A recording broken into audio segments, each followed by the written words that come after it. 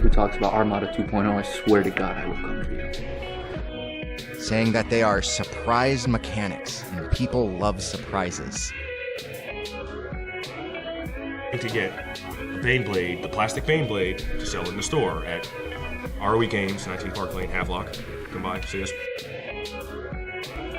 AOSKey here, and this is By the Numbers. This week we're going to be going over character creation for Wrath and Glory. My name is Keith, or you can call me ArmorBoy21. That's my gaming deck. Today we're going to go over D&D. Oh, hello there. Your armor, sir? Boom! You take 7 points of damage. Alright guys, we're rocking out really hard tonight. So what we got going on is Crease. There will be swearing and or shenanigans of the adult nature.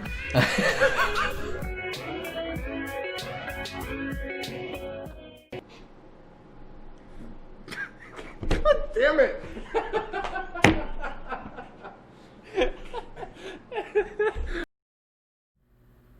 Good evening, everyone. I'm AJ East Coast from Enter the Gamer Actual, and tonight we have some pretty interesting stuff to cover. We have a game designers roundtable discussion, as well as some news topics where we'll be talking about Fast and Furious, the video game. We're going to be bringing up our Free Guy movie that's being pushed to December, Avengers beta, and much more, so definitely stick around for after that. But with me tonight, I have Dr. Rob, the Orlando Wizard, and Caracas Mario. How are you doing tonight, guys? Pretty good. Pretty good. Yeah. So, Dr. Rob, tell us a little bit about yourself. You are used to work in the games industry as a game designer. Is that correct? Oh, yeah. Many moons ago, I worked at multitudes of different gaming organizations, and then I worked on some huge freaking titles that some of them never saw the light of day because, back in it still happens today where I spent over a year on one title, and then overnight we just got told the project's canceled, you're all laid off. We're like, when did this happen? So I've worked on many titles, and then I was also an executive staff member at the Computer Game Developers Conference for about 20 years. Yes, we're going to ask you all about that. But first, Mario, give us a little bit introduction for yourself. Tell us a little bit about you. So my name is Mario, and better known as Caracas here on Twitch. I am from Venezuela, from Caracas, Venezuela, actually. I was born and raised there, moved here when I was 18 so I could study business, but business wasn't really what I wanted to do. So after a few years, and when I had at least like one semester before graduating business, I decided to start game design so my visa wouldn't go void and I could actually do what I really wanted to do. Mm-hmm. And well, this is where I am now. This is where you're at. Well, it's great that, you know what, sometimes you have to, sometimes you have that wake up moment and you figure out what you want to do in life. So I'm glad that you're on the right path. Yes, I will probably be a banker by now. Yeah. Well, Dr. Rob, and we're going to get started with our interview portion. And Mario, if you have questions feel free to ask. Anyone in the chat has any questions for either person tonight, any of us, throw them in the chat and we'll do our best to get to them. But I wanted to start off tonight, Dr. Rob, with a little bit of a background for you. Where did you attend university for your bachelor's? Concordia University. Okay. I got my bachelor's of computer science, and then I got my master's in information technology management, and then I got my PhD last year, May, in information technology. Wow. A lot of schooling that you've been through. What is that? A total of almost 14 years? Oh, much longer than that, because I was working full time while doing all this. Wow. Well, that's incredible. And on top of that, I specialize in cybersecurity.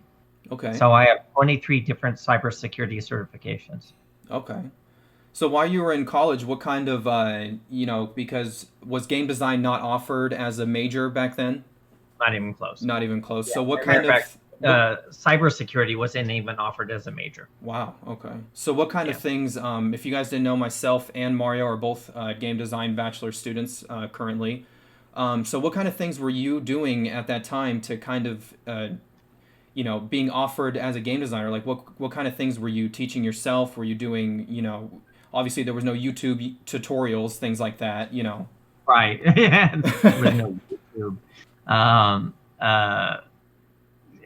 Not to age myself, but I mean, back in the day, in my computer hacking days, I was around when we went up to the the 96 baud modems, and the higher end modems. I mean, we were still doing dial up, and back then a lot of us were phone freaks, So I mean, I actually even when I was in the game field, I was building red boxes and hacking. I was just hitting the net. Even back then we had a network, but we would do stuff like infiltration of computer frames over at the colleges, and we'd go over there and steal accounts and play computer games. So my whole thing about computer games started by stealing accounts at universities. So unlike today, old school. I got an old school out there. So back then, you actually had to reserve time on the mainframe. Okay. So there was no monitors. It was this big keyboard and a teletype. And this was something that was offered in like a computer lab setting? Huh? Was this offered in computer lab setting? Okay. So Mario, all they were was teletypes. There was no monitor. So what happens is you would type in commands and do stuff, and then it would print out like your screen and tell you what's going on. So like, when I was in grade school, oh my God, I actually feel really bad about it now. Back then I was really happy to do this. But I was a little kid, and I would go into the computer area and I would watch people type in their accounts to get access onto the mainframe, and then they would run their programs and they would do their things. Well, you're only allotted a certain amount of time per month, so I would memorize these accounts, and then I didn't realize what I was doing until much later. But so if you used up all your time, all your time is used up, and that was it. And I wanted to play Star Trek on these computer games, so I would memorize these accounts. I would log in and I would spend hours playing Star Trek, and shooting down Klingons and all that stuff. And then every once in a while I would get, your time has been allotment is up, and then I would just put in another account. So I know for a fact there were students who never got their work done because I chewed up all their time. Oh my God, I was awful. I look back at it now and I'm ashamed. Mario, can you imagine, you said you went from business school now into the game design school. Can you imagine having to learn game design from that kind of perspective? We definitely have to be careful of what we take for granted right now. It's definitely different. I feel like it probably wouldn't have been my thing maybe back in the day, because it was just so much different. I feel like I guess I kind of got a lot more interested when like the engines were powerful enough for me to just see what they could do, and you could just pretty much go into you can find guides and documentations made by the same creators of the engines, and you can guide yourself from those, and it definitely feels way easier than having to find stuff out by yourself, or I don't know. Dr. Rob, was the accessibility to engines how we have now not even a thing at the time where you were learning game design? No. Most companies had proprietary machines. Okay. Or proprietary engines. So if you worked like at SSI, if you worked at Accolade, if you worked at Activision, if you worked at Infocom, back in the days I worked at Mediagenic, which was Activision, Infocom, and Zsoft. I got recruited out of Egghead Software. I was the game expert over at Egghead Software, and I used to have talk to these designers over at EA all the time. Fun story to give you an idea. who was it? Griffin was asking how's the IT field. It depends on what area in IT you get into. If all you're doing is fixing computers, you don't make a lot of money. If you start studying like network or cybersecurity, you can make bank. In Florida, which has one of the lowest areas I've ever made, I can still make $150,000 a year here. Wow. Doing cybersecurity if I get into the right companies, and I had the right experience. But so the IT field is sporadic. I hope that answers Griffin's questions 32101. Repeat your question to me one more time. I'm sorry. So I was just going to say, after you graduated from university, what was your next step right after that? To rest. I'm sorry? To rest. To rest. Okay. So after so you guys are in an accelerated program, and it takes you guys 2 years to do a bachelor. Correct. It takes the average people 4 to 5 years to do a bachelor. And all this time I was working full time as a consultant in cybersecurity. Wow. So, I was already working, minimum of 40, but up to 60 hours a week working with clients. How did you maintain a course of sanity? What kind of, I talked to Mario, he plays a lot of different video games, as his de-stressor. Were you doing the same thing, or were there other activities you were participating in? That's a lot of work. Give you guys an idea, I was maintaining a 3.6 GPA. Okay. Still getting great grades. But what I had to do is I had to lower my units down. So, and sometimes I was only taking one class. Sometimes I would take 2 classes over the semester. So it took me a long time, because the big thing is what's paying for school is my work and me working. So if you slow down, it hurts. And I'm so easily distracted. And it's like, ooh, butterfly. What? Where are we? Was I doing something? Are we in a test? No. So it was a lot of work. My PhD took 10 years. Wow. Mario, can you imagine being in school that long? Yes, actually, I can. Well, it's definitely admirable. I like to point out I have 0 school debt. Wow.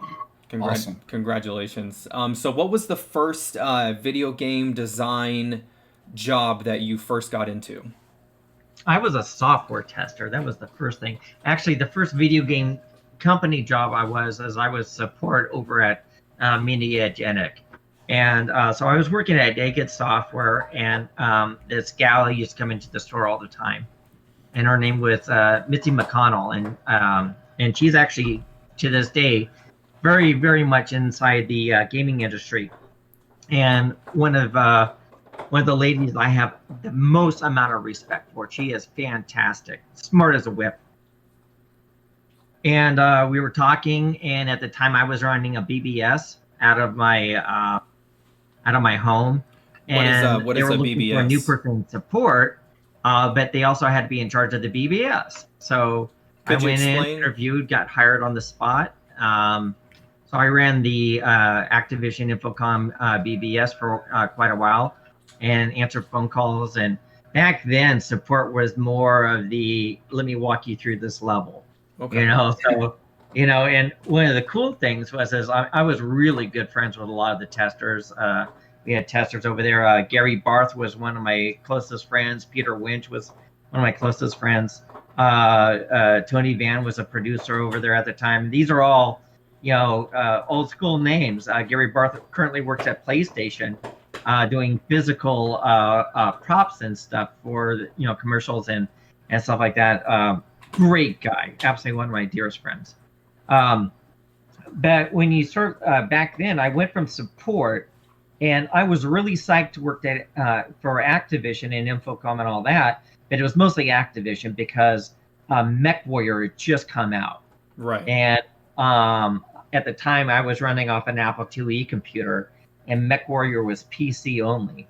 So back then, we had multiple computers that were all competing for hotspots. You had Amiga's, Commodore, which was the same company but two different computers. You had Trash 80s, Apples, and then back then it was XTs and 286s.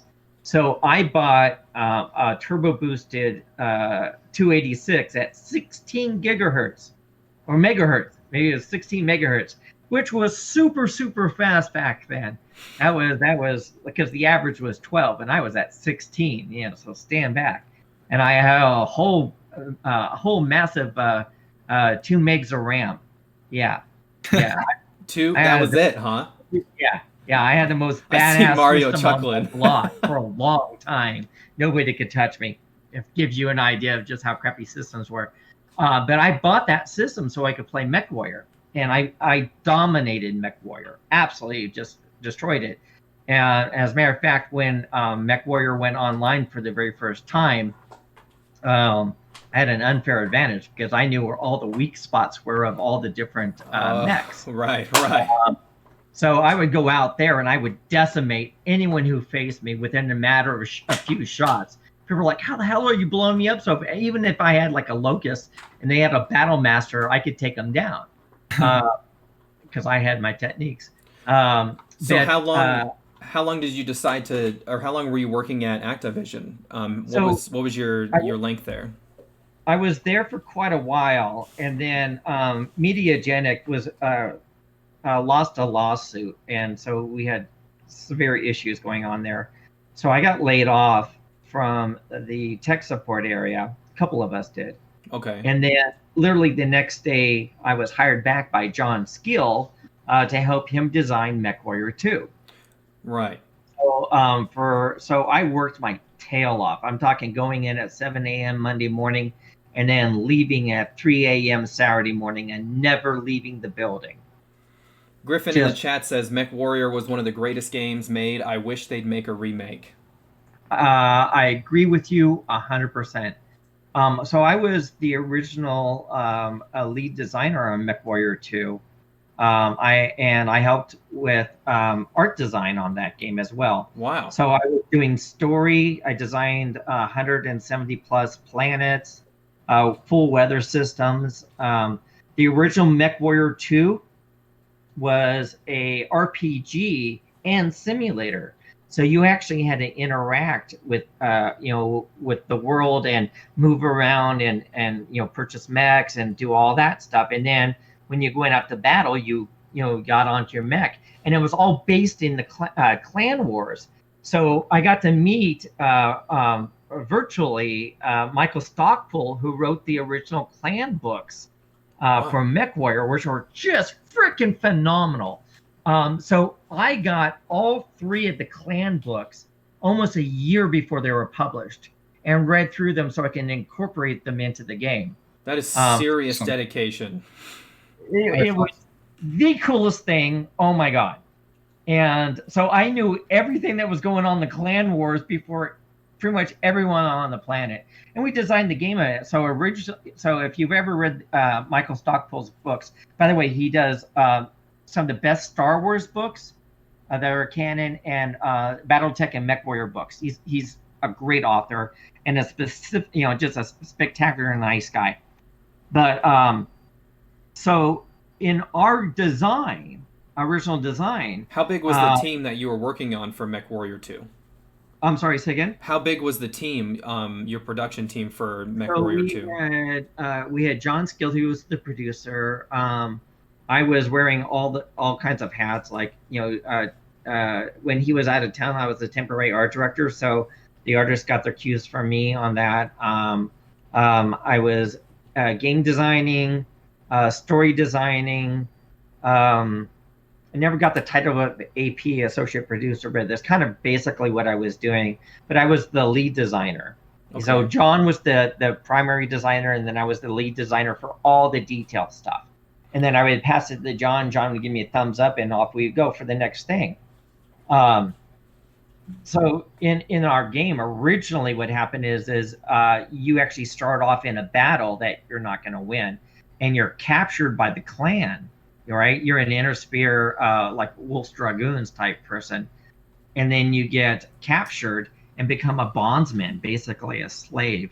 And then you have to earn your way back into the cockpit of a mech by earning respect, going through all these different trials. So a chunk of the game was just getting back into the mech itself. It was so detailed and it was just, oh my God. And then when when Mediagenic lost the lawsuit with Magnavox over Pong, remember Pong? Yes, sir. Of course. Yeah. Interesting. The Interesting. lawsuit was originally the code that told an object to bounce off another object, like Pong does. Right. So if you use that, you got sued by Mediagenic, or not Mediagenic, but Magnavox, and everyone settled out of court except for Mediagenic. That's very interesting that you bring up that point, because Mario and I, some of the first iterations that we learned on Unity was how to make Pong with the code. Yeah, it's now open source. So, Mario, I wanted to get your opinion on, from a game designer's perspective, do you feel that Mech Warrior or Mech Warrior 2 was just way ahead of its time? Definitely. Mech Warrior was way ahead of its time when it first came out. No other sim was like it. And you look at it now and it looks like crap. But back then, that was epic. That was the bar. What we were doing this is back in the time when Sierra was really big. You know, they did Leisure Suit Larry, King Quest, and all that stuff. You had Origin Software, which was doing who had Richard Garrett, also known as Lord British. Okay. Awesome guy, by the way. The sucker went to space. Did you know that? I did not know. What? Yeah. So Richard Garrett, who was the CEO of Origin, he spent the last of his fortune, like $10 million, to go up into space at the space station for a week. I mean, like, holy shit. That was pretty awesome. Yeah, I mean, probably in his pocket. Yeah, it's like there's very few people in that club, you know. But we worked really hard on Mech Warrior 2. And what were some of the base mechanics with Mech Warrior? What were some, for people that aren't familiar with Mech Warrior 2, our viewers and listeners, what were some of the base mechanics that you were able to do? The 3D engine, the gravity. We customized everything in there. We had a huge team of programmers, and these guys were epic. Really, really great guys. So they were designing the engine as we were creating the story. And so they already had a base off of Mech Warrior, which was, a 3D rendered, interaction, and you shoot weapons and you blow people up. And to this day, I can blow anybody up in a matter of 3 or 4 shots because I know the one spot. You guys want to know? Who's listening that wants to know the magic spot to blow up any mech in the original Mech Warrior and Mech Warrior 2? Yes, put a 1 in the chat if you'd like to hear that. Yeah, put a 1 in the chat if you want to hear it, and I'll tell you the secret spot. But when it got sold, so when we lost, everything got dissolved and we all got laid off. And then Activision built itself back up again. And what happened was they took all the stuff that I had done, and they just made Mech Warrior 2 a simulator. They used all my mechs and everything, and a lot of my planet data, but I never got credit for it. But the whole story and everything, chucked out the window. And how did that make you feel as a designer after all this time and effort that you put into this? Were you happy to see the game come into fruition, or were you upset that they had put their hands in it? What were your thoughts? That wasn't the final straw. Oh. The final straw was Privateer at Origin. Okay. But you notice that I'm now working the cybersecurity industry and not the game industry, right? Yes, sir. Okay, so again, all right. So we have one person who wants to know the secret spot. Okay. One so far. So if anyone gets a hold of Mech Warrior, and I think it still works in Mech Warrior 2, any mech, shoot at the crotch. Shoot at the crotch. Okay. Because the mechs immediately explode if the leg comes off, and there's the least amount of armor at the crotch, and it only takes a few hits. So with a Locust, I could take down a Battle Master just by shooting it in the crotch. and then it explodes, and people are like, "How the hell did you take me? Oh, this armor!" And I'm like, "I just shot you where there's no armor." That's a good tips and tricks, and like a nice little hidden Easter egg right there. I like that. Yeah, it was a lot of fun. But, Mario, I know you so had a It question. broke my heart that all the work I didn't make it into the game. Right. I would Yeah. feel the same way. I definitely would. Mario, from your perspective, how would you feel about that? I mean, yeah, because in a way the game came to fruition, but your work is not, it's not being shown, and it's not being credited. So yeah, in a way, it is definitely. So I'll give you guys some advice. First of all, if you want to get into the game industry, I'll tell you right now, you got to go to GDC. You have to go to the Game Developers Conference. Have to. It is going to be your one spot. Now, I'll tell you right now, I never got a job. Although I went to a lot of job markets at GDC, never got a job from GDC, but I got the context I needed to get my next job. Oh, yes. So, I mean, something that they definitely push here at Full Sail is networking. And I talked with Mario before stream. I was definitely telling him that networking is so important in our industry. And also how small our industry is that you'll tend to find that guy that you know might also know that other guy. Could you give us a little perspective on that, Mario? There's people I was volunteers with over in GDC who are now VPs and have their own companies. So you make these friendships early on, you maintain them. I'll tell you guys right now, here's some basic rules. I'll just lay it on the floor. Here's some basic rules you need to understand about the games industry. Rule number 1, your job is not guaranteed. You may not have your job tomorrow. That's just how it is. At any time, they can have a hit. The game may not be looking good. I worked on this one game called Fireteam Rogue, and that was out of Accolade, and they spent $1.5 million on this game. And I designed all the play levels. It was for Super Nintendo and Genesis, back in those days. $1.5 million was unheard of in many of these games, unheard of. And we had a huge team. That was just $1.5 million was just the engineering part of it, and I think they were going another $1 million on marketing. And then all of a sudden we came in and it said, "All right, everybody's laid off. They killed the game. Go home. Here's your last check." Well, I know that happens a lot. It definitely can, because you definitely are replaceable. Would you agree with that, Mario? I mean, yeah. The thing is, nowadays, people are definitely way more replaceable.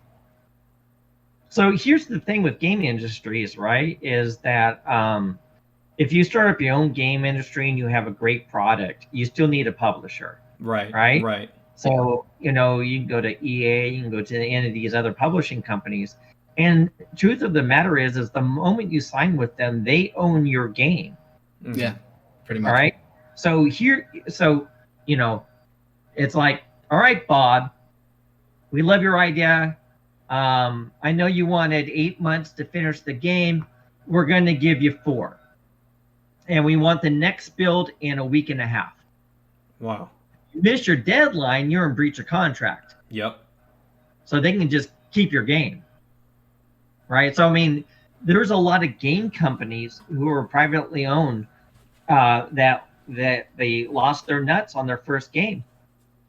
It's just, and then big game companies might want a tax write-off, so they'll take your game and they'll publish it before it's finished, so it ends up being a piece of crap because you never got to finish it, and then it loses a ton of cash, and they use it as a tax write-off, and you're out of business too because you didn't make a penny off of it.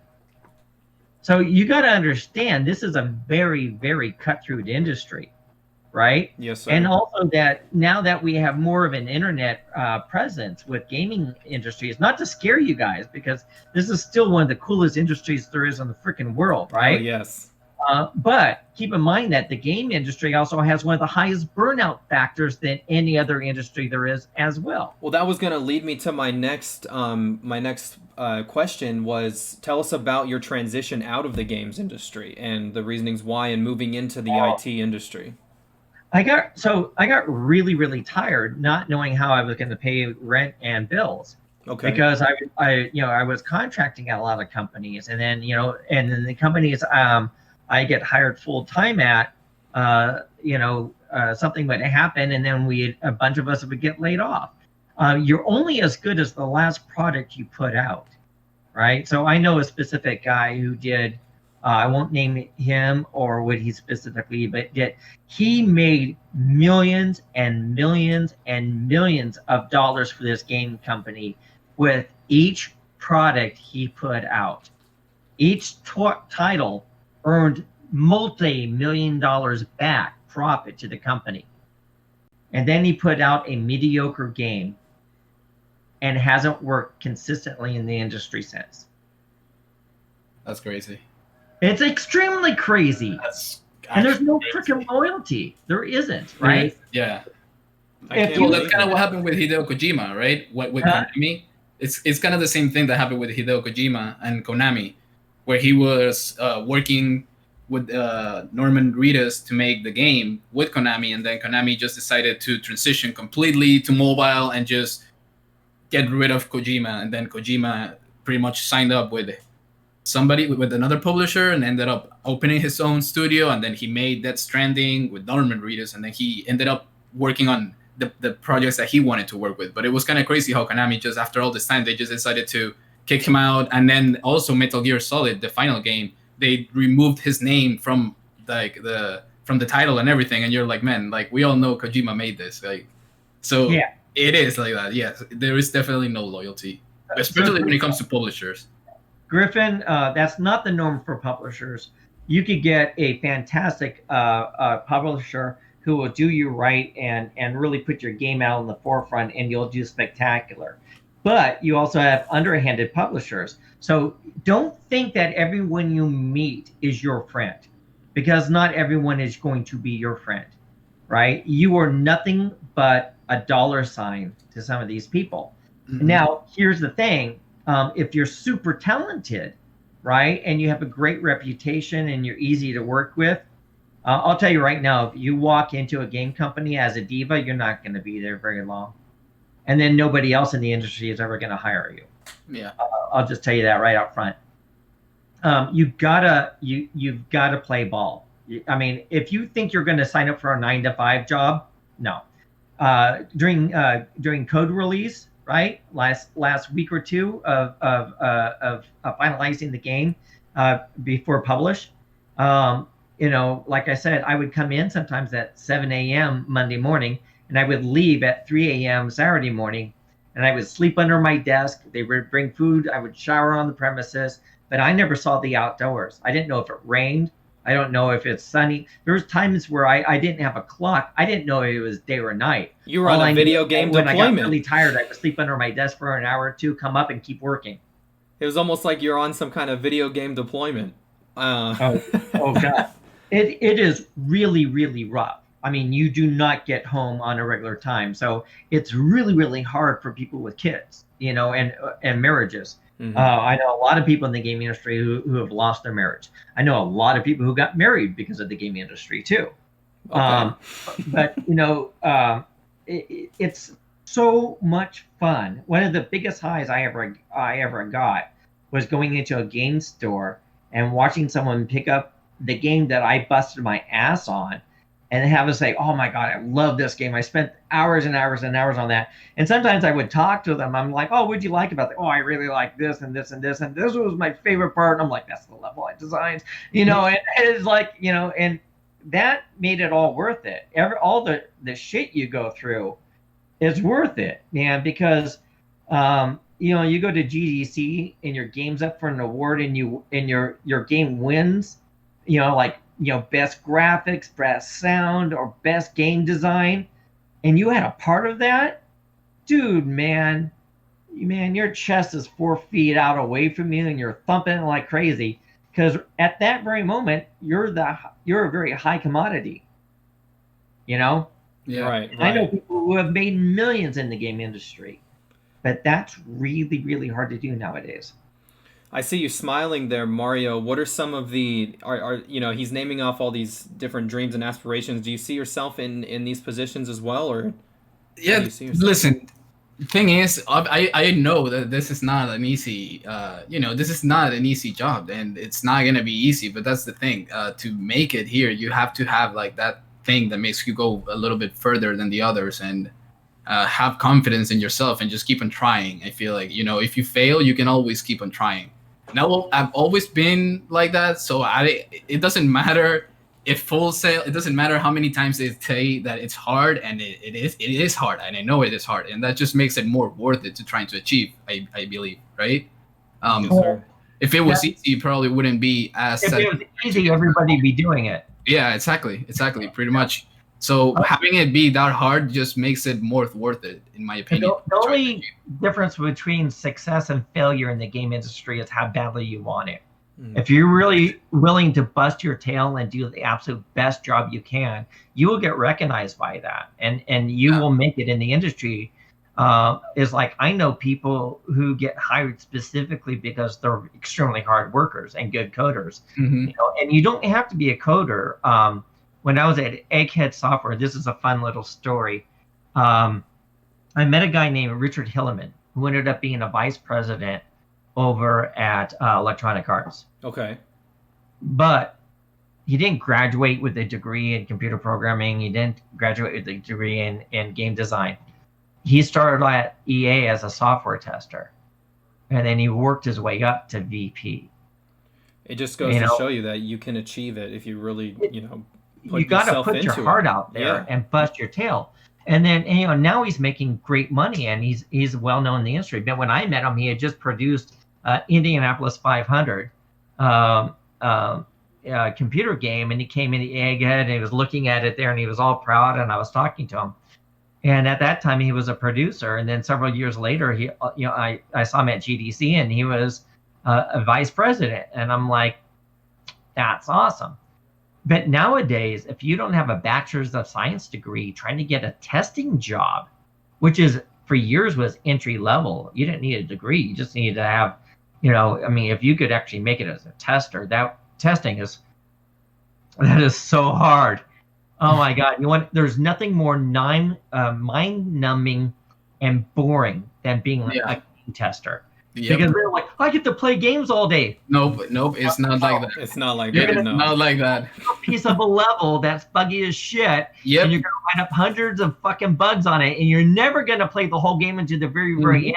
But that's your section for months, and, oh my God! Yeah, I've done my fair share of testing for my own projects, and it's just horrible. You think it's kind of fun, the testing part. You think it will be fun because you get to play your game, but it's not, because it's not that even that you get to play the entire level. Sometimes you get to play just like a small piece of the level, like literally 10 meters, and you just have to keep on testing it. And it can be. You have to bump against every part of the wall. And bump again, yes.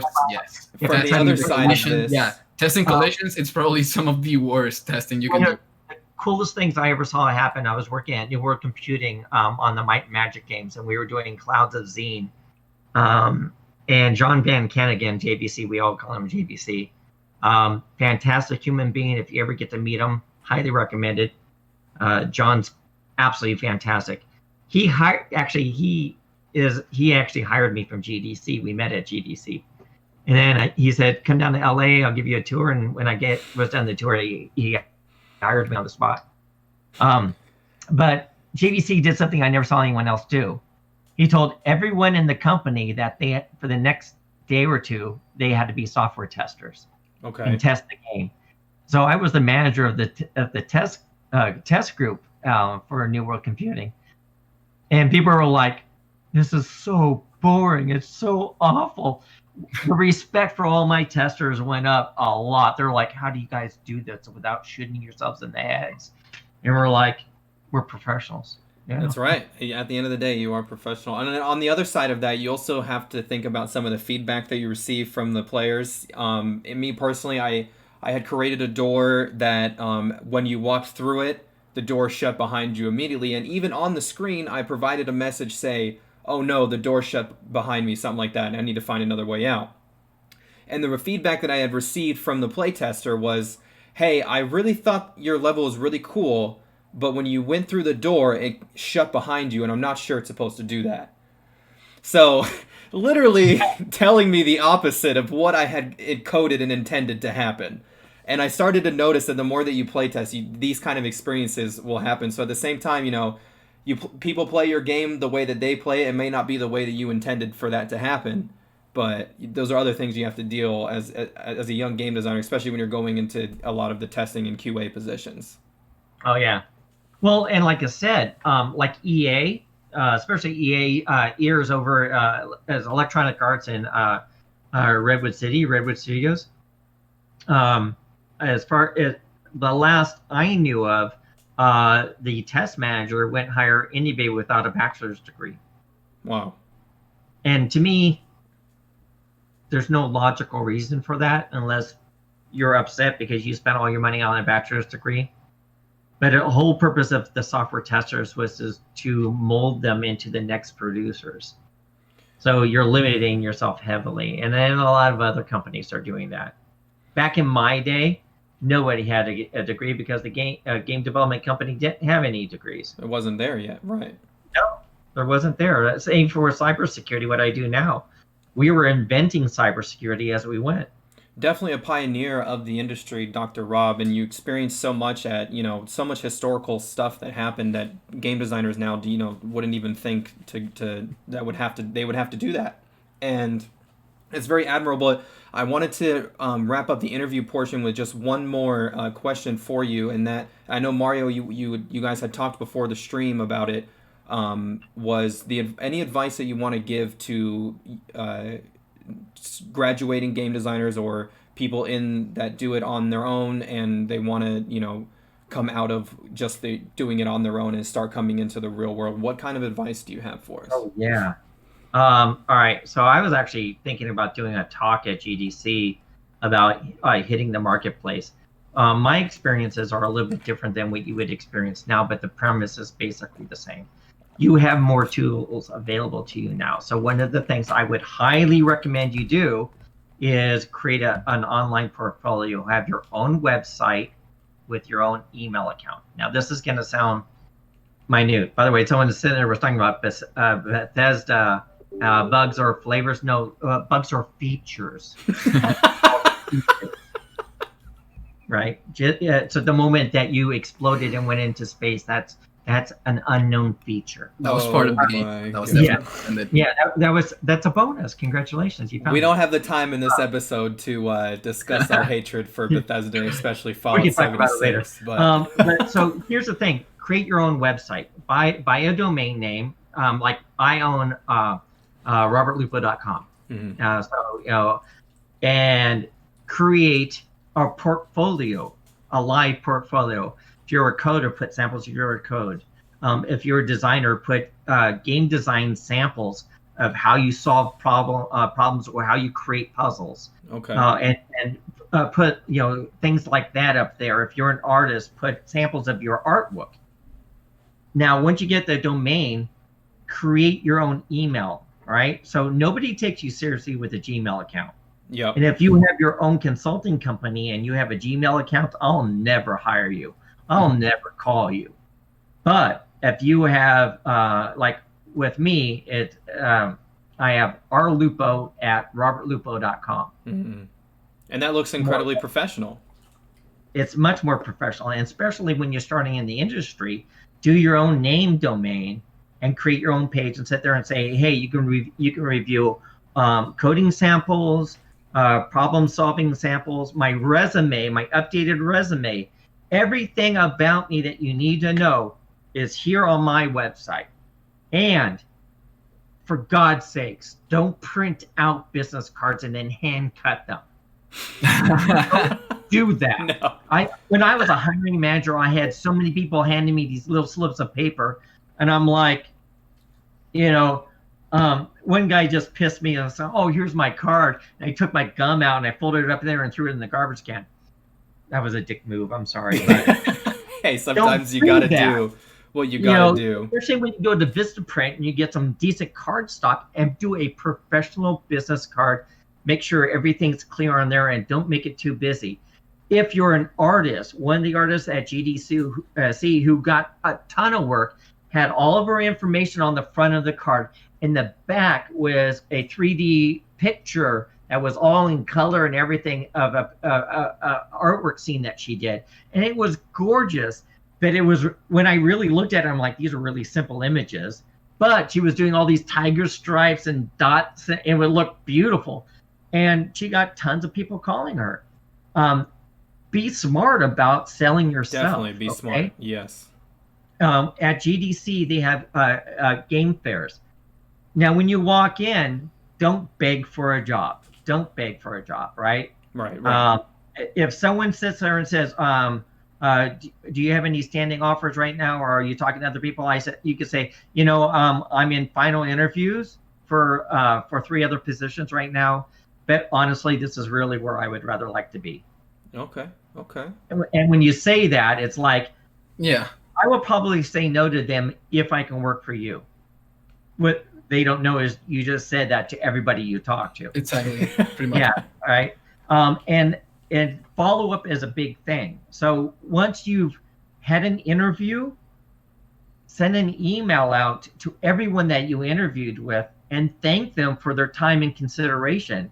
And leave your email and number and say, if you have any further questions, please feel free to reach out. Well, those are some great tips, Dr. Rob, and everyone that's listening and viewing this live. This isn't an easy thing that people want to take on, but it's definitely fun, and it's definitely, like Dr. Rob said earlier in the podcast, one of the coolest industries in my opinion in the world, and it just opens up so many different opportunities. You can tell stories, you can code, you can make art. There's just so much stuff, and it's awesome. As shitty as coronavirus was and the quarantine and everything like that, one thing to me has stood out the most, and that is that video games and the game industry has done incredible. It has built a sense of community. It has built people spending more time on video games in a positive way. And it's in my opinion, it's never. This is the best time to jump into the industry. I agree, actually. Tell you, I can give you horror stories about the industry, but when it comes out to it, there was nothing like someone raving about a project you worked on or your game that you designed. I've had people sit there and say, I absolutely love that. That was my favorite scenario. This is the thing I go back and play it just for that. And, I'll tell you right now, until that happens to you, oh my God, the feeling's just spectacular. The gaming industry is amazing, but it's not an easy track. You got to put your heart and soul in it, and you're going to bust your ass. That's right. I agree. Well, that rounds up the interview portion of this one. I believe we're going to spend some time talking on some news. The first topic that I wanted to bring up with you guys was the Fall Guys game that just recently released on PC and PS4 on the PSN for free. Mario, did you see much about Fall Guys? I've actually been playing a little bit of Fall Guys here and there. Man. It's a really fun game. I really do recommend it. It looks silly and simple, and it is really simple. Right. It's just genius. The game is genius. And quick the game shout is basically set into like this. The theme is basically like a Wipeout type of show, like a TV show of Wipeout, Right. where you kind of have to race other players and go through obstacle races and stuff like this. And the way it works is that they made it as a battle royale. So you have 60 players into one match, and then you do a race, and then 10 people are eliminated. So then You're go just into the next literally race, just and then you go running to the next, straight. and then the next challenge until the final. And they have like actual good rewards for winning and stuff like this. I just think it's so interesting. It's genius. I think it's genius, and it's so simple to play and so easy to get into it. Shout out to the developers, guys. You took such basic, easy mechanics and made something so fun that everyone can play. You don't need, there is a little bit of skill to it, but it's so much fun just to be going around these little jelly bean guys tripping and falling over the place. It's freaking hysterical. It looks cute. It is hilarious. you guys did a wonderful job on that game, and I was really excited to play it. It's definitely something that, from my perspective, when you have such good success, when you can take something so simple and make it flourish, just like Fall Guys did. What are your opinions on that, Dr. They also Rob? work with Devolver, the publisher, Right? Which, in my opinion, they have been great for like smaller indie companies that have been making games. They've been publishing so many indie games, and they've been doing a great job. They even had a conference a few days ago or a few weeks ago, and where even Fall Guys was, that's where it was announced. And I just think that's awesome how Devolver is just kind of gotten into like this persona of we basically just publish indie games and they're all amazing. Yeah, it's kind of crazy to me. It's crazy cool because I don't even see it as indie at this point because it's so much attention to it. And I made a joke the other day when we were playing; it was running a little slow. And that tends to happen when you get a game that's such popularity. I bet the poor developers were they're probably trying to take a nap and they woke up and their servers were melting. It looks like their expectation for players was about 150K for the first day, and they got like 1.5 million downloads or something. So the servers for the first few days were going to absolute shit. Yes, they were not working out. It's very well done. I consider that a win, though. I mean, I do consider that popular. The servers went down, I guess, right? I can tell you that game would probably have won an award at GDC this year. Yes, I agree. They'll probably win an award for the Game Awards, so yeah. Yeah, it's the award ceremony at GDC are pretty epic. So guys, this is another interesting story that I read. The University of Utah, I believe that's Salt Lake City. They're working on a mental health game to help ease depression in older adults. And this is really cool. We've talked on the channel before about I've definitely been a huge advocate for video games and mental health. It wasn't too long ago that I said I believe that more video games should have these kind of accessibility options and be able, because at the same time they are an escape for a lot of people. This channel, Dr. Rob is affiliated with being a veteran-owned company, and a lot of people that we've worked with and done work with, myself included, are veterans. And a lot of the time, escape comes with video games for us. We would get off work, go to the gym for a couple hours and come home, and we would spend all of our time on the video games. But that little escape gave us that immersion that we needed. And that's kind of what games are, and they always have been, is a reality escape. Instead of watching a movie, I'm in the story. It's like look at Fallout 3. You can either be an evil character, a neutral character, or a good guy. Yeah. And I have finished Fallout 3 multiple times, and I always finish it mostly as a good guy. And I've done it once as a bad guy, where I did all the evil choices, and I hated it every single. The game was over. I'm like, I hate that, and I went back and I had to do it all over again as a good guy, because my normal thing is I want to help people. And in the game, when you're sitting there like, I'm going to blow up, that city with a nuke, and then go back there and everything's destroyed, and I'm like, I feel bad. Load the last save. Yeah. Well, guys, I was like, I got to do it as a bad guy at least once, and I regretted it. Another game that is releasing that I saw is Trover Saves the Universe. Mario, do you watch very much Rick and Morty? Is that the one? That's the one that was created by the same creators as like Rick and Morty. That's correct, right? And the Rick and Morty VR game is fantastic. It's very well put together, and these guys created basically another lore in the Rick and Morty universe of Trover. Well, it's just one guy, as far as I know. It's like the one guy, and he makes both. He writes the show, and he makes both the voices of Rick and Morty. Right. So these guys, they're working on this guy's working on a part of the video game, and it looks like this might be a pretty good hit. It's already had this huge following because so many people love Rick and Morty the television show, and they love Rick and Morty the game. I haven't gotten into the games, I'll be honest. I've watched the entire show though. Right. It doesn't work for me. I tried. You tried. Yeah, no, it's fine. I respect it. Not my cup. Yeah, I can definitely see it not being everyone's cup of tea. Yeah, some things are funny and some things in there are like, it's just, I don't know. Well, I can definitely expect the game to be pretty comedic and probably a lot of fun. They do put on a pretty cool adventure. When you look at some of the Rick and Morty stories, they're telling some pretty intense stuff, and they come up with some pretty wild stuff. It does kind of reminds me of the game of the South Park games. Right? Yeah, just like the South Park games. It's basically like watching a South Park movie with just like a little bit of Interaction. turn-based combat into it. You know. Right. See, I love South Park, and I love the South Park games they put. They're great. I love South Park too, and the games are great. I love my favorite games. I absolutely love that. Those game. are wonderful RPGs. They're staring at them like, "What the fuck did I just see?" It is. Well, guys, I got some look at the Avengers open beta. We know a couple weeks ago, and leading up to last week, it was closed beta for people that had pre-ordered it. It is available right now to download on PlayStation, and I was able to spend a little bit of time with it. It's interesting. It's interesting, and my opinions with this is that, you know, I'm not going to make any comments about the gameplay or the mechanics or anything like that, because from what I saw and from what I played, it is fun, and it is an experience. It's not necessarily the superhero game kind of adventure like Spider-Man. It's more of like kind of Destiny style. It's you have your enemies have their you know, certain amount of health, and it deplenishes as you shoot them, and you know, there's loot that needs to be picked up. So it almost seems like they're kind of mixing the genre with the looter shooter with this kind of superhero action epic.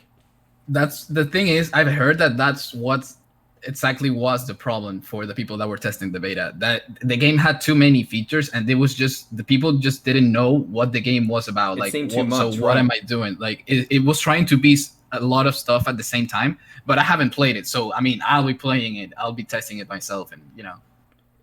Do you feel, Dr. Rob, from your perspective, when pushing out a beta and things like that, it is too much or too little? What's the even balance when it comes to pushing those betas out? So when someone does an open beta, they're basically just trying to get more eyes on the product. I've seen it where they haven't done hardly any testing on the product, and then the beta test, you ended up being the tester working for free. Wow. But in some cases, the beta is just the pre-release. You know, it's like, hey, we're going to let you play this for a couple of weeks before we officially release it, with some basic minor bug fixes at the most, you know?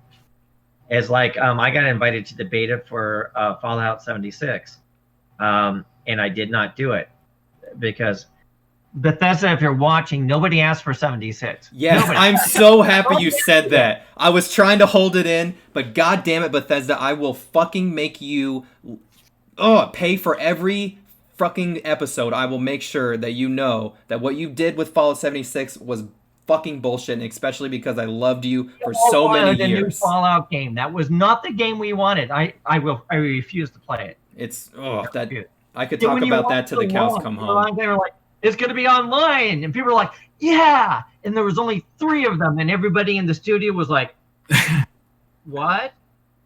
Yeah, it was like crickets. And then they showed 3 people going, yeah, yeah. And I'm like, oh, Bethesda employees, cool. So bad. Well, guys, also in the news, we've also seen that they're looking at, they had to move the the Free Guy movie. Have you seen much about this Free Guy with Ryan Reynolds? They had to move that to December for the release date. And this is really cool because it's a video game about non-playable characters. And it's just literally, it's a movie about a video game and they're non-playable characters. And one day the non-playable character wakes up and sees that maybe there's another world outside of all these people because he's eventually... So he's an NPC. He realizes, the NPC realizes that he's an NPC, basically. Yeah, basically. It actually looks freaking amazing. It looks good and so smart, and Ryan Reynolds is freaking great, you know. You know what we should do, guys, is if this COVID-19 thing's open, theaters are going to be open later next week. We should, the 3 of us, go and watch it on opening day and then review it. Yes, sir. I'm definitely down for that. Because I'm down for that movie. And then I have a movie review on one of my YouTube channels. Oh, yes. We'll definitely check that out. And make sure you shout that out when we get to our shoutouts page. Well, guys, I think that wraps up all of the news for tonight. And that brings to our final top 5 segment. Dr. Rob on the channel, and Mario, I know you've seen before, but you're new to the channel tonight. Thank you so much for coming by as well. But our top 5 segment, we like to name 5 games, that do different subjects. And our subject this week is 5 games that inspire you. And I would like to start us off with Fallout New Vegas. That is a game that inspired me as a game designer because of the amount of different storylines and different outcomes and different things that you could do in that game. I never felt bored playing that game. Mr. Mario, tell us your number 5 for the games that inspire you. Number 5. I'll say Skyrim, just because the immersion, the story, the entire just do whatever you want and just go around and just literally do whatever the hell you want. It was just crazy to me. I have probably like around 500 hours in that game. Wow. And this is my top 5, right? We're going from 5 to number 1. 5, right? number 1, yes, sir. Yeah, so therefore, I will put Skyrim on number 5 just because of the immersion. Mm-hmm. And nowadays, if you play it, I play it with a bunch of mods, and it's always a great game. Honestly, it's just kind of relaxing nowadays. Dr. Rob, number 5 for you, sir. Oh, I'd probably go with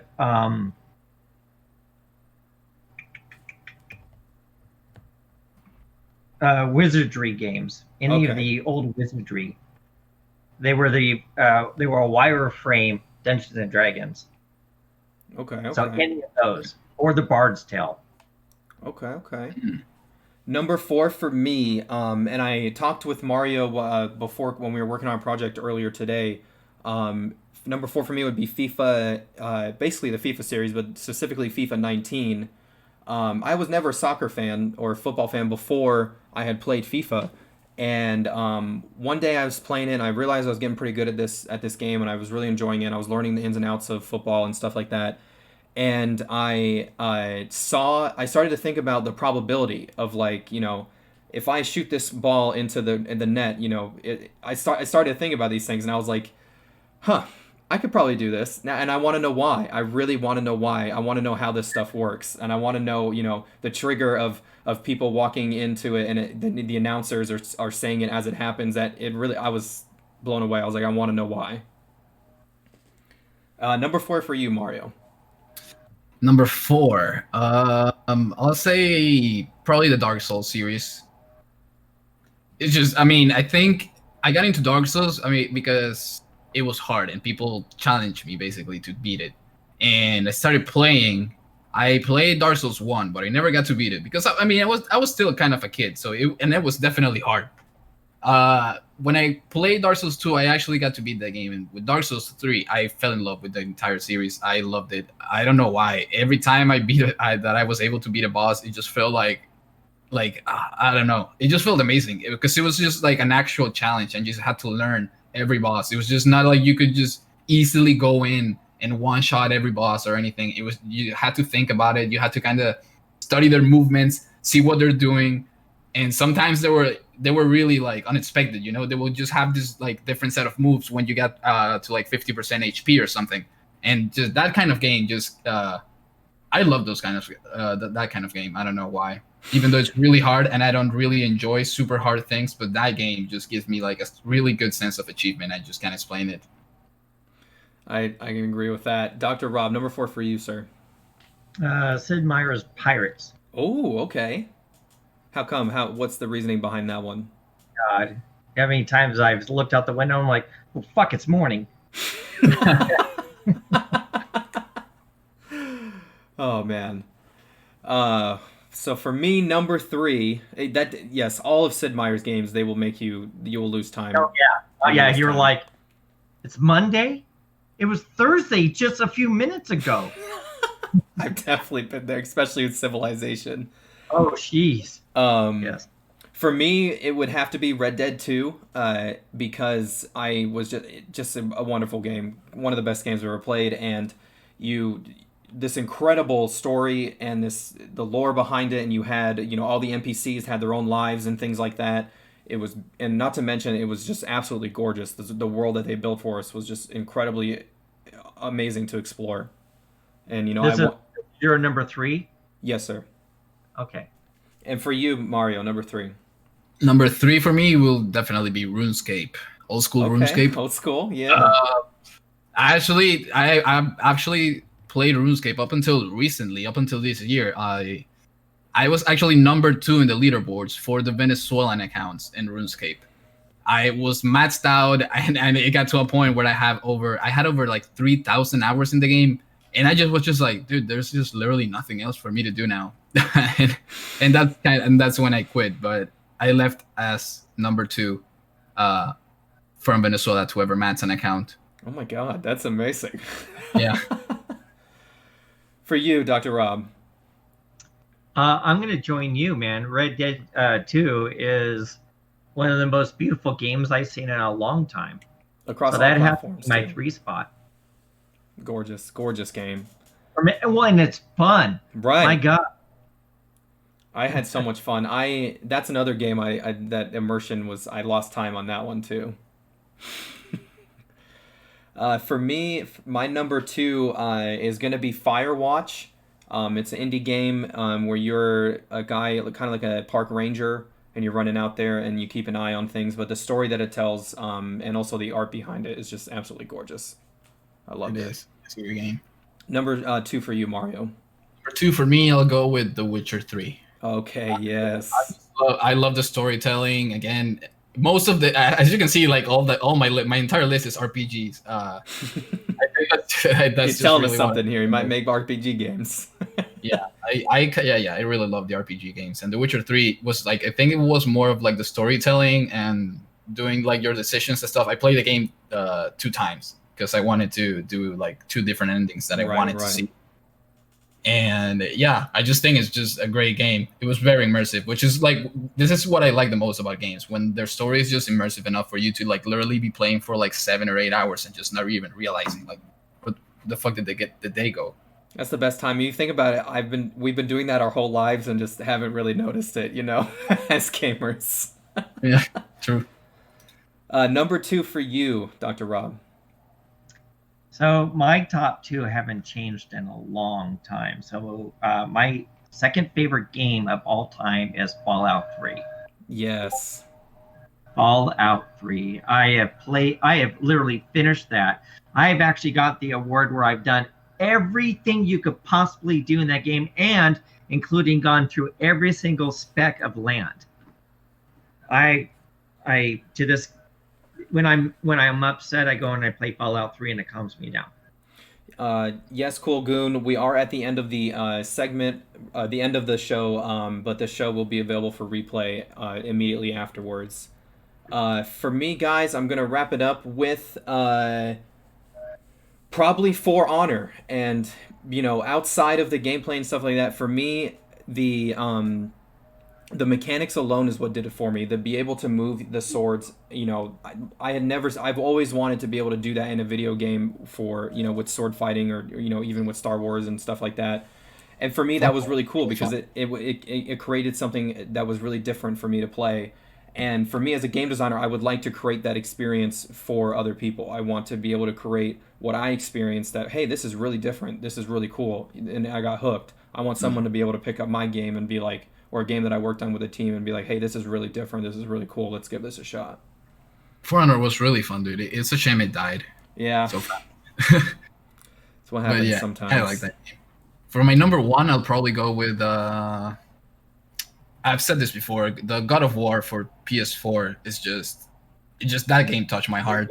Good game. It's great. It's amazing. That game just absolutely touched my heart. That's probably the game that made me said, I just want to make like a crazy good story for a game. Well, we were talking, Mario, before class today. We said that I think every game designer has that one moment where you wake up while you're playing and like, hey, I could do this.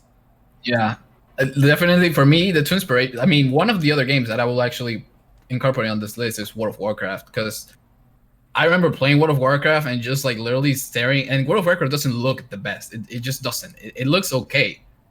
And every time I would be like, I don't know, like walking on the forest or something, I would just like, I will be like, man, I would like to create environments like these. Like, I just like, I will literally just sit and just stay on the environments just to like look at the art and how it just, and appreciate it in a way. So I want to put them on the list too. Would you agree with that, Dr. Rob, that every game designer has that moment? Yeah, matter of fact, my number 1 game is the one that made me want to be in the gaming industry. And what's that, sir? It's a game I bet you guys have never played or never heard of. Okay. It's called Wasteland. Wasteland. Why does that sound familiar? It is the predecessor to Fallout. Okay. That's Yes, right. okay, so That's right. Yes. It's the first post-apocalyptic game that came out, and they on Steam right now they have a redone version of the original game with better graphics and sounds, and you can play the original game, and it's called Wasteland. And Wasteland 2 is already out, and I think Wasteland 3 is out. And it was done by Brian Fargo, but I played this all the way through, and then I played it again and again. So what I do is I play this game all the way through once each year. Wow. Since it's Every come out. year. Every single year. That's amazing. And it's hard. It's a hard game, but it is tremendously fun. And it inspired me to be in the game industry. That's And it's also what inspired Fallout 1, 2, and 3, and 4. Not 76. Nothing inspired 76, but Shame inspired 76. When maybe 50 years from now, when there's game design students in class, they'll talk about Fallout 76, and they'll have to write a report. What to do? Don't do this. What not to do? So this is how you make a game. This is how you make a game suck and piss off your fans. Yes. Yes, I can. This whole year itself, imagine the kids that are gonna have to do a project on 2020. Pick a topic and do a project. Well, guys, that is it for tonight. We've loved having you by, Dr. Rob and Mario. Definitely an amazing roundtable, and we definitely need to do this again. Because we definitely have so much more that we could talk about. But we'd be here all night. But I'm going to cut to you guys real quick. Some final thoughts for you guys. We'll start with you, Mario. Tell us some final thoughts. Anyone that you'd like to shout out, things like that. I'm going to do my due diligence and find us someone to raid, and then I will come back and we'll do our shout outs page. So for you, Mario, any shout outs, final thoughts, all of that? Well, thank you for having me, Austin. This was actually pretty fun and interesting. I enjoyed my stay here, and you can follow me on Twitch, actually, Caracas_RS for RuneScape. I'll try to take the RuneScape off soon, but I just can't. And you can also follow me on Twitter, CaracasRS. Dr. Rob, Thanks. for you, sir. I have a Facebook page called The Orlando Wizard. Check me out on YouTube, The Orlando Wizard. I do a lot of reviews and visit the parks here in Orlando and all kinds of other fun things to do in Florida and so forth. I'm on Twitch. I'm not on Twitch. What am I talking about? I'm on Twitter and Instagram and so forth under The Orlando Wizard. I'm going to be starting up another channel dealing with cybersecurity, and I'll probably end up doing that on Twitch, talking about and fielding questions on any questions you have on how to protect your identity. Well, guys, thank you once again for coming up tonight. I found someone to raid. His name is Reggie G, and he's going to be playing PUBG as well as Ghost of Tsushima and some Apex Legends. But first, we're going to cut to our shout-outs page. Thank you to everyone that supports the channel. We love this, that you guys come by every week and ask us questions and things like that. But thank you to ROE Gaming Havelock and Just Joby Gaming over on YouTube. Hybrid ATX, the summer camp.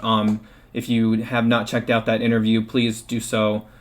This episode, along with others, will be available on Apple Podcast and Spotify as well. Our VIP fan for the month of August is the Miranda Lorian, who we also have an interview scheduled with eventually.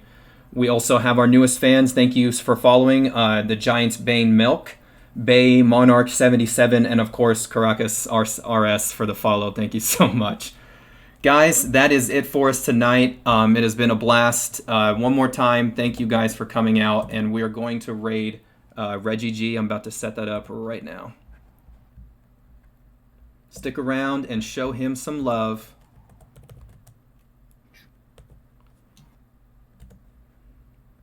Have a good night, guys. Night.